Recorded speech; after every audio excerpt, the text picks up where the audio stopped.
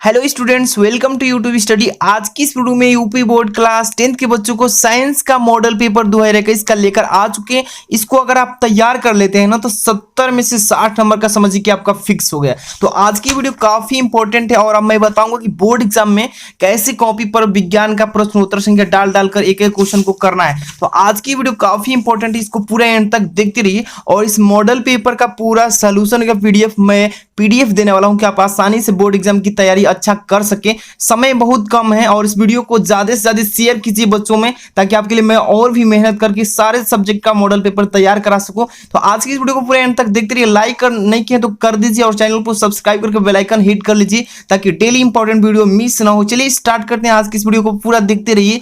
ये जो है विज्ञान कक्षा 10 का मॉडल पेपर, इसी तरीके से सेम बोर्ड एग्जाम 2021 का पेपर आएगा। समझ लीजिए सेम आप पेपर ही दे रहे हैं, ठीक है, जो कि 3 घंटे 15 मिनट का मिलता है समय और यहाँ पर 70 पूर्णांक का ये होता है पेपर, ठीक है बच्चों। यह निर्देश जो दिया है ना, इसको पहले आपको जरूर पढ़ लेना है। निर्देश जरूर पढ़ना है क्योंकि इसमें कितने खंड करना है, कौन सा प्रश्न कितने नंबर का है और कौन से प्रश्न को करना है, कौन को छोड़ना है। अगर नहीं पढ़ते हैं, डायरेक्ट पेपर पर चले आते हैं तो गलती कर बैठेंगे। तो यहाँ पर जरूरी है इसको पहले पढ़ लेना। निर्देश दे रहा है प्रारंभ की 15 मिनट परीक्षार्थियों को प्रश्न पत्र पढ़ने के लिए निर्धारित किया गया है कि 15 मिनट आपको समय वही दिया जा रहा है कि पढ़ लीजिए पहले। निर्देश कह रहा है कि यह प्रश्न पत्र 3 खंडों में मिलेगा। खंड क, ख एवं ग में विभाजित होगा। खंड क, ख, ग कहने का मतलब कि इसमें विज्ञान में 3 विषय है ना, फिजिक्स, केमिस्ट्री, बायो, तीनों को 3 खंड में दिया है। और दूसरा कह रहा है कि प्रत्येक खंड का पहला प्रश्न बहुविकल्पी, यानी फिजिक्स का, केमिस्ट्री का, बायो का पहला प्रश्न जो आएगा बहुविकल्पी मिलेगा, जिसमें 4 विकल्प दिए गए होंगे। सही विकल्प चुनकर अपनी उत्तर पुस्तिका में लिखना होता है, ये तो आप जानते ही हैं। और ये तीसरा कह रहा है कि प्रत्येक खंड के सभी प्रश्नों को एक साथ करना जरूरी है। यानी खंड क कर रहे हैं, यानी फिजिक्स से जब सवाल आप कर रहे हैं तो पूरा फिजिक्स का पूरा सवाल लगा लीजिए, तब खंड ख कीजिए। ये नहीं खंड क वाला क्वेश्चन को खंड ख में और खंड ख वाले को क में करेंगे तो ये गलती हो जाएगा। और इसके बाद देखिए अगला क्या लिखा, 4 नंबर की सभी प्रश्न अनिवार्य है। अनिवार्य का मतलब सभी करना है, एक भी छोड़ना नहीं। यहाँ पर मालूम चल गया ना कितने बच्चे छोड़ देंगे, तो ये छोड़ना नहीं है। और ये 5 नंबर प्रश्नों के निर्धारित अंक उसके सम्मुख दिए गए हैं, मतलब कौन सा प्रश्न कितने नंबर का है उसके सामने लिखा है। जैसे कि पहला है ये कितने नंबर का है, 1 नंबर, ये लिखा है ना, ऐसे ही लिखा है। और इसके बाद देखिए लिखा है कि आवश्यकता अनुसार अपने उत्तरों की पुष्टि स्वच्छ एवं नामांकित चित्रों तथा रासायनिक समीकरण द्वारा कीजिए, मतलब देना है, साफ साफ फिगर बनाना है और रासायनिक समीकरण केमिस्ट्री में देना है। चलिए स्टार्ट करते हैं। पहले तो फिजिक्स में चलेंगे काफी इंपॉर्टेंट क्वेश्चन के साथ। तो वीडियो को लाइक नहीं किया तो कर दीजिए। चलिए फर्स्ट का क लिखा है, पहले खंड क में कॉपी पे भी सिखाएंगे कैसे लिखना है। चलिए यहाँ पर देखिए ध्यान से, कह रहा है कि यदि किसी चालक में 5 एम्पीयर की धारा 15 सेकंड के लिए प्रवाहित करने पर व्यय हुई ऊर्जा 45 × 10⁻³ जूल हो तो चालक के प्रतिरोध की गणना कीजिए। तो देखिए कैसे करेंगे। तो ध्यान दीजिए कि इसमें कह रहा है कि चालक में 5 एम्पीयर की धारा 15 सेकंड के लिए, ये देखिए तार है कोई, ये तार, ये चालक तार है, ठीक है। इसमें कितने एम्पीयर की धारा बह रही है इस तार में, तो 5 एम्पीयर की धारा करंट चल रहा है इसमें।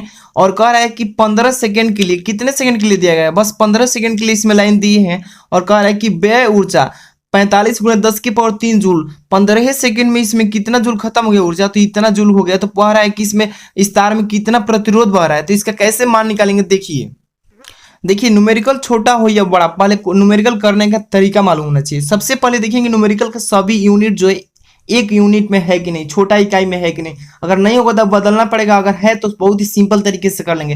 देखिए एम्पियर जो है ना, ये किसका मात्रक है, धारा का। तो आई बराबर कितना दिया है, तो 5 एम्पियर। अब इसको देखिए, इसमें 15 सेकेंड यानी समय जो है टी बराबर 15 सेकेंड दिया है इसमें। अब देखिए इसमें क्या दिया है, इसमें व्यय ऊर्जा, व्यय मतलब खर्च की गई ऊर्जा, यहाँ पर व्यय ऊर्जा लिख लेंगे। व्यय ऊर्जा को व्यय ऊर्जा से ही डिनोट करेंगे। और 45 × 10⁻³ कितना है, 3 जूल है ना। इतना 3 चीज मालूम है, लेकिन हमें प्रतिरोध निकालना है इसका।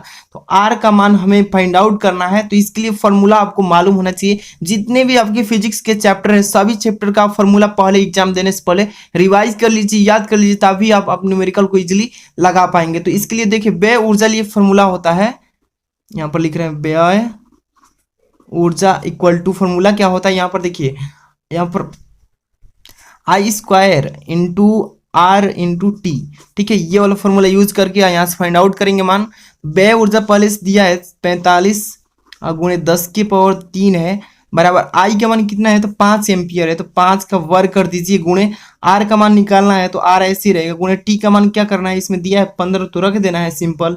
अब देखिए सिंपल तरीके से सोल्व करते हैं, 45 और गुणे 10 की पावर 3 और इक्वल टू 5 का वर्ग कीजिए 25 होगा, और गुणे यहाँ पर 15 और गुणे आर कर दीजिए। आर का मान फाइंड आउट करना है तो यहाँ पर आर बराबर लिखेंगे 45 ऊपर जाएगा गुणे 10 की पावर 3 और ये बटे के अंडर में आ जाएगा 25 गुणे 15, ठीक है। 15 3 45 कट गया, ऊपर कितना बचा 3 पर 10 की पावर 3 का मतलब कितना हुआ 3 जीरो बढ़ा दीजिए और बटा के नीचे 25, 25 का मतलब 25 का 25 और 2 बार जाएगा 25 दूनी 50 यानी 0, 120। आर का मान कितना आ गया 120 ओम, और यही हो जाएगा हमारा आंसर। यहाँ पर ऑप्शन नंबर कितना सही है तो यहाँ पर देख लीजिए पहले से टिक लग गया 120 और यही होगा इसका आंसर। कॉपी में कैसे लिखेंगे देखिए ध्यान से, सबसे पहले तो आपको खंड लिखना पड़ेगा, कौन सा खंड कर रहे हैं तो यहाँ पर देखिए मैं लिख दे रहा हूँ खंड, खंड क कर रहे हैं तो खंड क लिख देंगे ऐसे, ठीक है। खंड क कर रहे हैं तो खंड क हो गया। आप इसको अंडरलाइन करना चाहते हैं तो समय मिलेगा तो कर दीजिए, अगर नहीं टाइम मिलता है तो छोड़ दीजिए। यहाँ पर प्रश्नोत्तर संख्या डाल दीजिए, कौन सा कर रहे हैं प्रश्नोत्तर संख्या फर्स्ट कर रहे हैं यानी कि पहला। अगर आप किस पेन से बोर्ड एग्जाम में लिखे राइटिंग अच्छा बैठाना चाहते हैं तो इसका वीडियो मैं ऑलरेडी बना दिया हूँ, यहाँ पर आई बटन क्लिक करके जरूर देख लीजिएगा। ये पहला नंबर का है, ठीक है, पहला का। अब इसको अंडरलाइन करने का टाइम मिलता है तो कर दीजिए, अन्यथा छोड़ देंगे। अगर अच्छे से लिखेंगे तो एकदम फुल में फुल नंबर मिलेगा, ठीक है। प्रश्नोत्तर संख्या ऐसे पहला प्रश्न, पहला का यहाँ पर क नंबर कर रहे हैं तो क लिख के, और कौन सा ऑप्शन सही था तो इसमें देख सकते हैं, इसमें का बी नंबर सही है ना पहला का, यहाँ पर बी नंबर ऐसे लिख देंगे और बी नंबर को ब्रैकेट में करके इसका आंसर कितना आया है 120 ओम ऐसे लिख देंगे। ये हो गया आंसर। चलते हैं नेक्स्ट क्वेश्चन। तो ये है नेक्स्ट क्वेश्चन पहला का ख। लिखा है कि उत्तल दर्पण के सामने रखी किसी वस्तु का प्रतिबिंब बनता है। ध्यान दीजिए उत्तल दर्पण है और उसके सामने कोई वस्तु रख दिए हैं तो उसका प्रतिबिंब कहाँ बनेगा, वस्तु की स्थिति पर बन जाएगा, स्थिति पर, ये गलत है। दर्पण के सामने वस्तु की स्थिति से दोगुनी दूरी पर, ये तो गलत है, उत्तल दर्पण में बनेगा ही नहीं।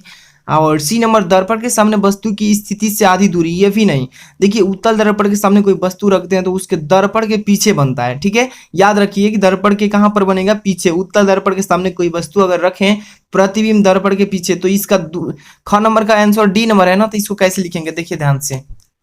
यहाँ पर बस एक बार प्रश्न नंबर 1 डालकर और पूरा प्रश्न जितने भी बहुविकल्पी कर देना है। जैसे पहला का क हो गया तो यहाँ पर पहला का ख लिखेंगे और पहला का ख का कौन सा ऑप्शन सही था तो डी नंबर, तो यहाँ पर डी ऐसे लिख लेंगे और डी नंबर का यहाँ पर लिख देंगे दर्पण के पीछे, दर्पण के पीछे ऐसे लिख देंगे। ये हो गया आपका आंसर। चलते हैं नेक्स्ट क्वेश्चन की तरफ जो कि ग नंबर। यहाँ पर देखिए क्या लिखा है ग नंबर कि यदि वायु के सापेक्ष कांच का अपवर्तनांक और कमा लगाकर कांच के सापेक्ष वायु के अपवर्तनांक का 5 गुना हो तो कांच के सापेक्ष वायु का अपवर्तनांक, देखिए ध्यान से, यानी कि वायु के सापेक्ष कांच, वायु के सापेक्ष कांच का होता है तो ए एन, कांच का जी होता है ना ग्लास, ए एन जी का कुछ नहीं दिया तो 1 लिख लेंगे अपवर्तनांक। कांच के सापेक्ष वायु का अपवर्तनांक, कांच पहले रहेगा तब लास्ट में वायु, तो कांच मतलब क्या होता है ग्लास, ग्लास का अपवर्तनांक किसके साथ वायु के, तो 1 के। इसका कितना गुना है अपवर्तनांक का 5 गुना, यानी 5 गुना लिख दीजिए। अब पूछा क्या है इसमें तो कांच के सापेक्ष वायु, कांच मतलब ग्लास के सापेक्ष वायु, वायु पूछा है ना, कांच के सापेक्ष वायु, तो इसका मान हमें निकालना है, फाइंड आउट करना है। तो बहुत ही सिंपल तरीका से कांच के सापेक्ष वायु का निकालना हो तो A N G upon G N A कर देंगे तो ये अंडर रूट में हो जाएगा। कितना, अंडर रूट के अंदर में 1/5, यही तो होगा। बहुत ही सिंपल है, आप अगर पढ़े होंगे तो बहुत ही आंसर आसानी से दे पाएंगे। ये हो जाएगा सी नंबर है ना, तो ग नंबर यहाँ पर डाल देना है। बस ध्यान से देखिए, पहला इसमें लिख दिए, पहला का ग ऐसे लिख लीजिए और कौन सा ऑप्शन सही था तो सी नंबर, तो सी ऐसे डालकर और इसका अंडर रूट बनाकर उसके 1/5 लिख दीजिए, हो गया आंसर। चलते हैं नेक्स्ट क्वेश्चन। अगला क्वेश्चन यहाँ पर देखिए घ नंबर लिखा है कि निम्न परिपथ में ए एवं बी बिंदुओं के बीच का विभवांतर, बहुत ही सिंपल है, तो मुंह से भी कर सकते हो आप। कमेंट करके बताइए कि पहला घ का कौन सा आंसर सही होगा। तो देखिए 2 बिंदु दिया है, ध्यान से देखिए, एक ये बिंदु है और एक ये बिंदु, ए और बी दोनों के बीच में 2 बैटरी लगा दिया है। एक 1 वोल्ट की बैटरी लगाया है और एक 2 वोल्ट की, और दोनों के बीच का विभवांतर, विभवांतर का मतलब कहता है तो विभव के अंतर, यही ना 2 विभव दिया है, इसके अंतर कर देना है। तो ए जो ए बिंदु है, इसको ए बिंदु में से बी बिंदु को घटा दीजिए। तो ए बिंदु का मान कितना दिया है, 1 वोल्ट दिया है, और दूसरा का 2 वोल्ट दिया है। तो 1 में से 2 वोल्ट घटाएंगे जब, यहाँ पर देखिए इसी पर कर दे रहा हूं, यदि 1 वोल्ट में से 2 वोल्ट घटा देंगे तो माइनस में 1 वोल्ट आएगा कि नहीं आएगा ना। बहुत ही सिंपल क्वेश्चन है, 1 वोल्ट आंसर होगा इसका। तो यहाँ पर देखिए कौन सा ऑप्शन दे रहा है इसमें, तो यहाँ पर 1 वोल्ट डी नंबर। ठीक है, तो इसको कैसे लिखेंगे कॉपी पे, देखिए यहाँ पर लिख लेंगे पहला का घ नंबर। ठीक है, पहला घ कौन सा सही था, ऑप्शन थे डी नंबर। डी ऐसे लिख लेंगे -1 वोल्ट। ठीक है, ये हो गया आपका आंसर। ठीक है, ऐसे ही लिखना है, एक भी ऐसे लिखते हैं, अगर गलती लिखते हैं तो नंबर कट जाएगा। अब ध्यान दीजिए, दूसरा से स्टार्ट करें, जो कि 2-2 नंबर वाले क्वेश्चन है। फटाफट से इसका आंसर बताइएगा आप भी। एक व्यक्ति के चश्मे में अवतल लेंस लगा है, एक व्यक्ति है और देख लीजिए चश्मा है, ध्यान से यहाँ पर थोड़ा सा ध्यान देंगे तो इजिली आप भी बताने की कोशिश कीजिएगा। एक व्यक्ति है और इसके चश्मे में कौन सा लेंस लगा दिया है, तो ध्यान दीजिए, चश्मा मान लीजिए हो गया। कह रहा है कि एक व्यक्ति के चश्मे में अवतल लेंस लगा है, और तो उस व्यक्ति की आंख में कौन सा दोष है।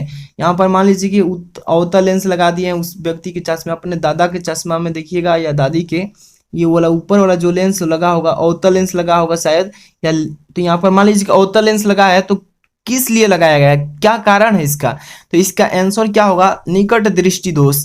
मतलब क्या है कि नजदीक की वस्तु दिखाई देती है लेकिन दूर की वस्तु नहीं दिखाई देती है, इसलिए चश्मे में अवतल लेंस लगा है। तो कौन सा दोष है इसमें, तो निकट दृष्टि दोष। ठीक है, ये हो जाएगा आंसर इसका। तो इसका आंसर कैसे लिखेंगे ये ध्यान दीजिए, जैसे कि प्रश्नोत्तर संख्या ऐसे डालेंगे, दूसरा का क और दूसरा क का यहाँ पर दूसरा का क निकट दृष्टि दोष ऐसे नहीं लिख लेंगे, बस ऐसे ही तो करना है। बहुत इजी क्वेश्चन है।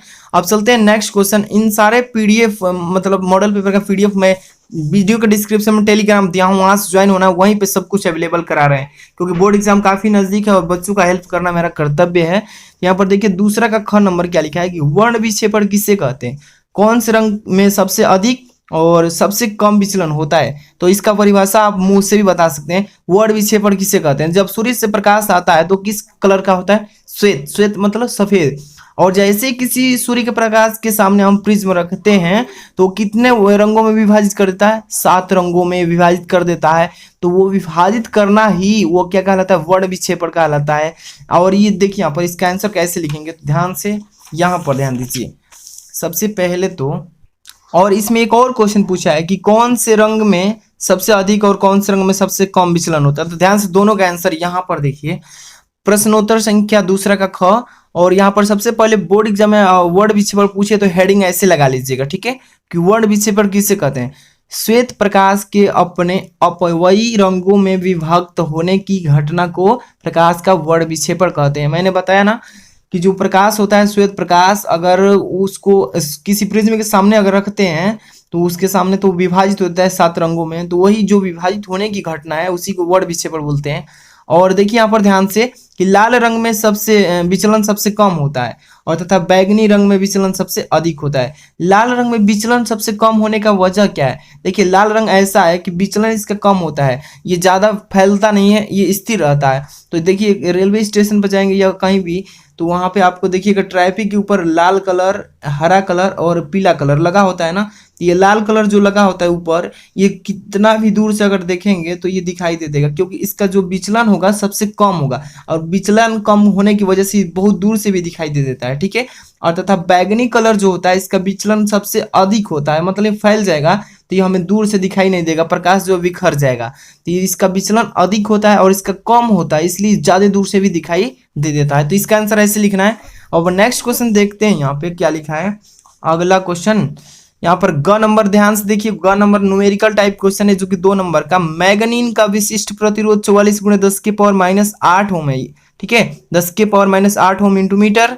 इसके 2 मीटर लंबे तथा 2.2 × 10⁻6 मीटर स्क्वायर प्रति छेद क्षेत्रफल वाले तार का प्रतिरोध ज्ञात करना है। बहुत इजी क्वेश्चन है, बस आपको इसके लिए फॉर्मूला याद होना चाहिए। ठीक है, और एक और बात, न्यूमेरिकल जब कर रहे हैं तो आपको मान मालूम होना चाहिए किस चीज का वैल्यू दिया है। अगर ये आपको नहीं मान रखने आता है तो आप न्यूमेरिकल नहीं कर पाएंगे। तो यहाँ पर सीख लीजिए कैसे करना है। सबसे पहले यहाँ पर देखिए प्रश्नोत्तर संख्या कितना कर रहे हैं, प्रश्नोत्तर संख्या दूसरा का ग, और यहाँ पर जो मान दिया है पहले मैंने बताया ना कि सबसे पहले मान को लिख लीजिएगा, ठीक है। न्यूमेरिकल करते समय यहाँ पर विशिष्ट प्रतिरोध यानी रो का मान कितना दिया है, तो 44 × 10⁻⁸ ओम इंटू मीटर है, ठीक है।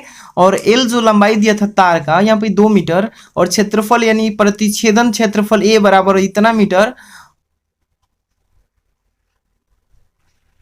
और इसमें तार की प्रतिरोध बताना है। तो देखिए इसमें सबसे पहले हमें फार्मूला होना चाहिए कि तार का प्रतिरोध कैसे निकालेंगे। इसके लिए फार्मूला देखिए, इसके लिए होता है R equal to rho into L by A, into का मतलब गुणा यहाँ पे, ठीक है। अब यही फार्मूला के अकॉर्डिंग हम यहाँ से निकाल लेंगे। तो सारे चैप्टर का आप पहले फार्मूला याद कर लीजिएगा। चलिए आर का मान निकालना है, तो आर इक्वल टू रो का मान कितना दिया है, तो 44 × 10⁻⁸, तो 44 × 10⁻⁸ लिख लेंगे, और गुणे एल कितना है, तो 2 मीटर, तो 2 लिख लेंगे। अब बटे में क्या है इसमें एरिया, तो 2.2 × 10⁻⁶। अब सॉल्व करते हैं इसको, आर इक्वल टू करेंगे तो ये 44 जो है ना, तो 44 गुणे ये पहले 2 लिख लीजिए, गुणे ये देखिए दशमलव उड़ाएंगे ना, तो एक दशमलव के बाद एक अंक है ना, तो ऊपर गुणा होगा, तो एक पर कितने जीरो होगा, 1, और यहाँ पर गुणा लिख लीजिए। अब 10 के पावर जो है 10⁻⁻60 इसको लिख लीजिए, और बटा में है यहाँ पर दशमलव हट गया, 22 × 10⁻⁶ बच गया। ये बहुत ही सिंपल तरीके से मैं क्या पहले 44 × 2 कर लिया हूँ, और गुणे दशमलव उड़ाया हूँ नीचे वाला, तो ऊपर 10 लिखा हूँ। अब इसके बाद 10⁻⁻60 है, और नीचे जो है 22 अब हो गया गुणे 10⁻6 सेम। अब देखिए 22 दूनी के कितना होगा, 44 कट गया, और 2 दूनी के 4, 4 दहिया का 40, ऊपर 40, 10⁻⁻60 10⁻6 कटेगा तो कितना ऊपर बचेगा, केवल 10⁻⁻2, तो गुणे 10⁻⁻2 ये गुणा है, ठीक है। अब इसको इतना पर भी इसका आंसर हो जाएगा, ओम हो जाएगा, या इसका पॉइंट में चेंज करेंगे तो 40 और ये गुणे 10⁻⁻2 ये बाटा में आ जाएगा, तो ये 100 हो जाएगा, ठीक है। 1 0 से 1 0 कट जाएगा, 4 बटा में 10, यानी पॉइंट में चेंज होगा तो 0.4, और ये ओम हो जाएगा, प्रतिरोध का मात्रक ओम। इसी तरीके से करना है, ठीक है। चलते हैं नेक्स्ट क्वेश्चन पे। नेक्स्ट क्वेश्चन आप देख सकते हैं तीसरा का क नंबर, क्या लिखा है कि एक दर्पण वस्तु के सामने सीधा व आकार में छोटा प्रतिबिंब बनाता है, यह किस प्रकार का दर्पण है। आप तीसरा का कमेंट करके बताइए, जल्दी से कमेंट करके बताइए कि कौन सा दर्पण होगा। अगर किसी वस्तु को उसके सामने रखते हैं तो आकार में छोटा हो जाता है वस्तु से, और प्रतिबिंब छोटा दिखाई देता है, ठीक है, सीधा भी दिखाई देता है, किस प्रकार का है। और यहाँ पर दूसरा क्वेश्चन क्या है कि प्रतिबिंब वास्तविक बनेगा कि आभासी बनेगा। चलिए अगर ये नहीं आपको आता है तो अथवा में भी दिया है, तो इसको भी बताएंगे। पहले इसका देखिए, तो ये होगा आपका उत्तल दर्पण। कौन सा होगा, उत्तल दर्पण। उत्तल दर्पण के कोई सामने जब वस्तु रखेंगे तो सीधा दिखाई देगी, और वस्तु से छोटा दिखाई देगा उत्तल दर्पण में, ठीक है। और ये कैसा बनाएगा, तो ये प्रतिबिंब बनाएगा आभासी। इसका आंसर देखिए कैसे लिखेंगे, प्रश्नोत्तर संख्या तीसरा का क कर रहे हैं ना, तो यहाँ पर तीसरा का क ऐसे लिख लेना है, ठीक है। और तीसरा का क यहाँ पर आंसर दे रहे हैं, तो उत्तल दर्पण में, कौन सा दर्पण में, उत्तल दर्पण में प्रतिबिंब जो होता है सीधा बनेगा और वस्तु से छोटा बनेगा, और कैसा प्रतिबिंब बनेगा, तो आभासी प्रतिबिंब। ऐसे इसका आंसर देना है। चलते हैं नेक्स्ट क्वेश्चन की तरफ। ये देख सकते हैं तीसरा का अथवा में भी दिया है, इसको भी कर सकते हैं अगर ये नहीं मालूम है तो। क्या लिखा है कि प्रकाश के अपवर्तन को समझाइए कि प्रकाश का अपवर्तन किसे कहते हैं। अगर अथवा वाला करेंगे तो ये दोनों करना पड़ेगा, अगर ये नहीं करना चाहते तो ऊपर वाला कर लेंगे, बहुत ही सिंपल है। तो ये देखिए प्रकाश का अपवर्तन किसे कहते हैं, तो देखिए यहाँ पर तीसरा का अथवा कर रहे हैं ना, तो पहला नंबर ऐसे डालेंगे। और प्रकाश का अपवर्तन का मतलब क्या होता है, देखिए अपवर्तन की बात है तो 2 माध्यम की जरूरत पड़ती है, मतलब प्रकाश आने के लिए 2 माध्यम चाहिए, ठीक है। कोई भी माध्यम हो, विरल हो या सघन हो। तो मैंने सबसे पहले यहाँ पर देखिए आपको फिगर बनाया है, समझा देता हूँ। ऊपर वाला जो माध्यम आपको चारों तरफ से दिखाई दे रहा है ये वायु है, वायु मतलब विरल माध्यम हो गया, ठीक है। और ये जो अंदर बनाए हैं ये जल है, मान लीजिए कि सघन माध्यम, ठीक है। 2 माध्यम की जरूरत पड़ेगी ना, तो सबसे पहले एक प्रकाश को भेजते हैं, अपवर्तन देखना है ना कि कैसे होता है, तो प्रकाश किरण भेजेंगे। तो जब कोई प्रकाश किरण किसी विरल माध्यम से सघन माध्यम में प्रवेश करती है, ध्यान समझिए कि जब कोई प्रकाश किरण विरल माध्यम से सघन माध्यम में प्रवेश करती है तो वह अभिलंब से कुछ विचलित होकर अभिलंब की तरफ क्या हो जाती है, झुक जाती है। कह सकते हैं कि वह अभिलंब की तरफ झुक जाती है। अतः जब कोई प्रकाश किरण सघन माध्यम से विरल माध्यम में प्रवेश करती है तो वह अभिलंब से दूर हट जाती है। इसी घटना को बोलते हैं प्रकाश का अपवर्तन। ये जो आप आ रही किरण, इसको आपतित किरण आई बोलते हैं, इंसिडेंट रे, और ये जो है अपवर्तन के पश्चात जो मुड़ रही है इसको बोलते हैं यानी कि रिफ्लेक्टिव रे प्रवर्तित किरण, ठीक है, अपवर्तित किरण बोलेंगे। तो ये हो जाएगा, इसका फिगर ऐसे ही होता है, ठीक है। अविलंब की तरफ झुक गई है और जैसे ही विरल सघन में से बाहर आ रही है विरल में, तो ये अविलंब से क्या हो रही है, दूर हट रही है। यहाँ पर इसका परिभाषा भी लिख दिए हैं बहुत इजीली कि जब कोई प्रकाश किरण किसी विरल माध्यम से सघन माध्यम में प्रवेश करती है तो वह अविलंब की तरफ झुक जाती है, तथा जब कोई प्रकाश किरण सघन माध्यम से विरल माध्यम में प्रवेश करती है तो वह अविलंब से दूर हट जाती है। इस घटना को प्रकाश का अपवर्तन कहते हैं। सिंपल बहुत ही क्वेश्चन है। जल्दी नेक्स्ट क्वेश्चन देखते हैं इसी का। अगला क्वेश्चन, इसमें दो क्वेश्चन किया था ना, लिखा है कि वायु के सापेक्ष किसी पारदर्शी द्रव का अपवर्तनांक 1.2 है और किसी अन्य पारदर्शी ठोस का अपवर्तनांक कितना है। तो द्रव के सापेक्ष ठोस के अपवर्तनांक यानी कि लिक्विड के अपवर्तनांक सॉलिड के साथ बताना है। तो देखिए ध्यान से, पहले देखिए वायु के सापेक्ष पारदर्शी का है तो यहाँ पर जल ले लेंगे, वाटर। तो AnW का मान दिया है अपवर्तनांक कितना, और अन्य पदार्थ कोई दूसरा पदार्थ ले लीजिए ठोस का अपवर्तनांक, ठोस मतलब कोई ले लीजिए सॉलिड, और यहाँ पर अपवर्तनांक इसका इतना दिया है तो इसका इतना अपवर्तनांक। देखिए कैसे करेंगे। यहाँ पर प्रश्नोत्तर संख्या कौन सा कर रहे हैं, प्रश्नोत्तर संख्या तीसरा का अथवा आला का दूसरा कर रहे हैं, ठीक है।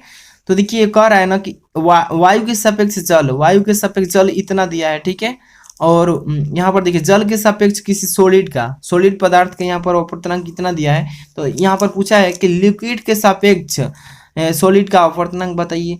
तो यहाँ पर देखिए इसके बटे में यानी कि वायु के, यहाँ पर देखिए जल के सापेक्ष सॉलिड का अपवर्तनांक बटा में वायु के सापेक्ष जल का अपवर्तनांक, यहाँ पर दोनों के बटे में लिख देंगे, यानी कि 1.8 बटे में 1.5 हो जाएगा, और भाग देंगे तो 1.1 अंक पर है तो उड़ जाएगा, ऊपर होगा 18 और बटा में आएगा 12। तो यहाँ पर देखिए 6 से काट देंगे 36 18 और 6 दूनी के 12, यानी कि 3/2 आ गया। अब इसको कटाएंगे तो 1.5, यही होगा इसका अपवर्तनांक, ठीक है। चलते हैं नेक्स्ट क्वेश्चन। अब देखिए नेक्स्ट क्वेश्चन तीसरा का ख नंबर क्या लिखा है कि दो विद्युत बल्बों में समान धातु एवं समान लंबाई के तंतु लगे हैं, परंतु एक बल्ब का तंतु दूसरे की अपेक्षा अधिक मोटा है। किस बल्ब की सामर्थ्य अधिक होगी तथा क्यों होगी जबकि बल्बों की वोल्टता समान है। देखिए यहाँ पर दो बल्ब पहले है, ठीक है, ध्यान से आप देखते रहिए। यहाँ पर दो बल्ब लगाए गए हैं और एक ये बल्ब हो गया और एक मान लीजिए कि ये बल्ब हो गया, और दोनों में तंतु जो है यहाँ पर ध्यान से देखते रहिए, ठीक है। एक का तंतु जो है मोटा लगाया गया है, ठीक है। ये मान लीजिए कि एक बल्ब है, ये एक दूसरा बल्ब है। करेक्ट, एक का तंतु जो है टंगस्टन का होता है ना, ये ऊपर वाला, तो ये टंगस्टन का एक में मोटा लगाया गया, एक में पतला लगाया, और दोनों में जो है समान धारा दी जा रही है। इसमें भी 220 वोल्ट मान लीजिए दिया जा रहा है और इसमें भी 220 वोल्ट ही दिया जा रहा है, दोनों में समान दिया जा रहा है। तो कह रहा है कि बताइए कि मोटा वाला जो टंगस्टन के यहाँ पर लगा है धातु तंतु, ये वाला ज़्यादा शक्तिशाली होगा कि ये वाला। दोनों में से पूछ रहा है ना कि किस बल्ब की सामर्थ्य अधिक होगी और क्यों होगी जबकि बल्बों की वोल्टता समान दी गई, यानी कि दोनों में इतना ही इतना है। तो देखिए क्या करेंगे। सबसे पहले तो इसको प्रश्नोत्तर संख्या तीसरा का ख कर रहे हैं, तो यहाँ पर क्या लिखेंगे। देखिए किसी बल्ब की शक्ति, ध्यान से देखते रहिए बस, किसी बल्ब की शक्ति, बल्ब की शक्ति को किससे डिनोट करते हैं, P से, यानी पावर, P, तथा चाहे लिखेंगे उस पर लगे विभवांतर, लिखेंगे विभवांतर, यानी कि विभवांतर को किस चीज प्रदर्शित करते हैं, V से, विभवांतर तथा धारा I पर निर्भर करती है, ठीक है। ये वाला चीजें आप याद रखिएगा कि जो बल्ब होगा उसका तंतु किस पर निर्भर करेगा, तो शक्ति पर P पर, और इस पर लगने वाला विभवांतर V पर तथा धारा I पर, ठीक है। जो कि आप जानते हैं कि P बराबर शक्ति बराबर क्या होता है, विभवांतर गुणे धारा, यानी कि P = V × I होता है, ये तो आप जानते हैं। अब यहाँ से ओम्स लॉ के नियम करेंगे, यानी कि ओम के नियमानुसार, तो ओम लॉ यहाँ पर करेंगे तो देखिए इसके लिए फॉर्मूला V बराबर I × R हो जाएगा, V बराबर I × R। अब यहाँ से I का मान भी निकालेंगे तो I बराबर क्या हो जाएगा, विभवांतर बटा में प्रतिरोध, ये हो जाएगा कि नहीं, ओम के नियमानुसार। इसको ओम का फर्स्ट नियम के अनुसार बोलेंगे।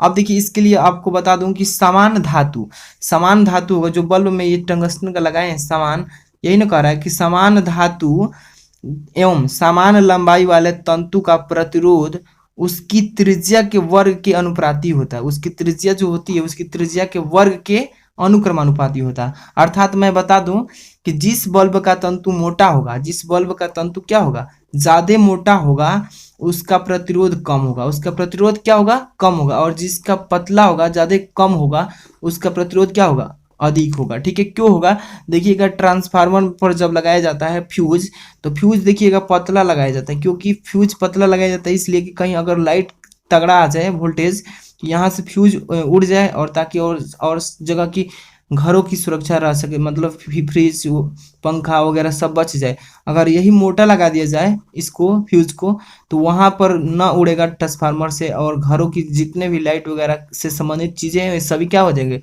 खराब हो जाएंगे। इसलिए जो फ्यूज होता है पतला लगाया जाता है। इसलिए जो बताया ना कि जिस बल्ब का तंतु क्या होगा, मोटा होगा, उसका प्रतिरोध कम होगा। ठीक है, अब चलते हैं नेक्स्ट क्वेश्चन। इसमें अथवा वाला भी दिया है, देखिए इसमें ख का कह रहा है कि एक व्यक्ति आंख से 5 मीटर दूर तक स्थिर वस्तु को स्पष्ट रूप से देख सकता है। मतलब कोई व्यक्ति है यहाँ पर खड़ा है, और वो कोई वस्तु यहाँ पर 5 मीटर दूरी पर रखी है, तो इतना दूरी पर तो वो देख सकता है, लेकिन कह रहा है कि उससे अधिक दूर की वस्तु स्पष्ट नहीं दिखाई देती है। तो बताइए कि उसकी आंख में कौन सा दोष है। आप कमेंट बॉक्स करके बताइए तीसरा का ख का अथवा वाला का कौन सा दोष है उसकी आंख में। ठीक है, तो चलिए इसका मैं आंसर बता देता हूं। इसमें कौन सा दोष है, तो इसमें होगा निकट दृष्टि दोष। कौन सा, निकट दृष्टि दोष का मतलब क्या होता है कि उसको नजदीक की तो वस्तु दिखाई दे रही है, मतलब कि 5 मीटर दिखाई दे रहा है, तो इसका मतलब नजदीक की वस्तु दिखाई दे रही है, लेकिन दूर की दिखाई नहीं दे रही, तो इस दोष को बोलेंगे निकट दृष्टि दोष। और इस वस्तु मतलब बहुत दूर की स्थित वस्तु को देखने के लिए उसे किस प्रकार का लेंस लगाना पड़ेगा, बताइए। नजदीक की दिखाई दे रही है लेकिन दूर अब देखना है ना, तो दूर देखने के लिए चश्मा में कौन सा लेंस लगाएगा बेचारा, तो वो लगाएगा अवतल लेंस। ठीक है, कौन सा, अवतल लेंस लगाएगा। अवतल लेंस जब लग जाएगा तो उसको दूर का भी वस्तु अब स्पष्ट दिखाई देने लगेगा। चलते हैं नेक्स्ट क्वेश्चन 4 नंबर की तरफ, जो कि काफी इंपॉर्टेंट है। एक सीधे लंबे तार में 5.0 एम्पियर विद्युत धारा प्रवाहित हो रही है। तार से 50 सेंटीमीटर लंबा दूर उत्पन्न चुंबकीय क्षेत्र की तीव्रता बताइए। 7 नंबर वाला क्वेश्चन है, बहुत ही इंपॉर्टेंट है, छोटा सा है लेकिन बहुत इंपॉर्टेंट है। ये देखिए वैद्युत मोटर अथवा में दिया है कि वैद्युत मोटर कार्यविधि, अरे कार्यकारी सिद्धांत क्या है, इसकी रचना बताइए, इसकी कार्यविधि चित्र द्वारा बनाइए। इसका मैं पर्सनल वीडियो एक बनाऊंगा, 7 नंबर वाला है ना, इसको पूरा मोटर लाएंगे, मोटर को खोल कर दिखाएंगे क्या क्या कार्य होता है, कौन सा क्या चीजें, एक एक पार्ट को बता देंगे ना, तो आपके दिमाग में सेट हो जाएगा और इजिली आप उसको कर पाएंगे। तो आज की इस वीडियो में 4 नंबर का पहले मैं बता देता हूँ न्यूमेरिकल, चलिए देखते हैं।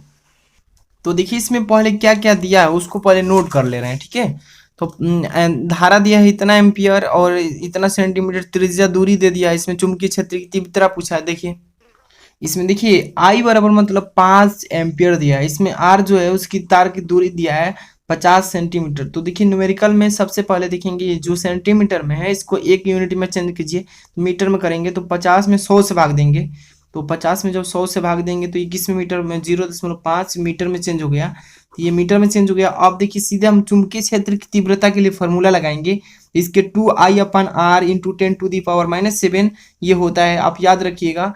2 × ये जो हमारा है धारा 5, 2 × 5 और बटे में त्रिज्या होती है कितना हमारा दिया है इसमें 0.5, और इसको मात्रक में चेंज करना है तो 10⁻⁷ किस में चेंज हो जाएगा, अब ये न्यूटन प्रति मीटर इंटू एम्पियर।